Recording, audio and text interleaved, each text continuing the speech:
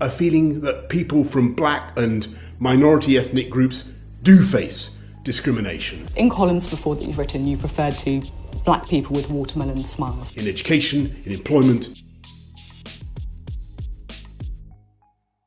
And we who lead and who govern simply can't ignore those feelings. Describing women wearing bugs of bank robbers and letterboxes. I stand by what I wrote. Yes, I'm proud to lead the most ethnically diverse government in the history of this country. How many black people are in the current cabinet?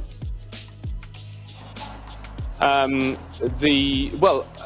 truly believe that we are a much, much less racist society than we were. You look like a bloody pillar box. It's ugly, black, nasty. That stupid coward doesn't belong in this country. You're right, we're all right to say Black Lives Matter. Health professionals who've been warning for weeks about the difficulties that BAME staff in particular have in accessing PPE were particularly concerned that no recommendations were made in the published review on protecting those most at risk. I will not support those who flout the rules on social distancing. Are you expecting millions of people around the country to believe that Dominic Cummings needed to take a 60-mile round trip to a local beauty spot with his wife and child just to test his eyesight? After such sacrifice, we can't now let it get out of control.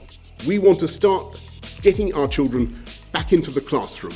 We celebrate the arrival of the Empire Windrush in 1948. The so-called Windrush generation are being denied healthcare, benefits, pensions and passports, being stripped of their jobs and threatened with deportation. And we remember the contribution of the Afro-Caribbean workers. Former nurse of Caribbean origin who was brought to the UK as a baby and indeed whose father served in the Royal Air Force is now facing deportation from the country, which she's called home for most of her life. In the NHS and across all public services. Dexter Bristol was found dead 3 weeks ago.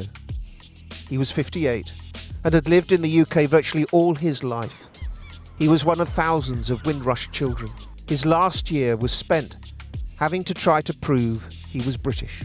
So let's work peacefully, lawfully, to defeat racism and discrimination wherever we find it.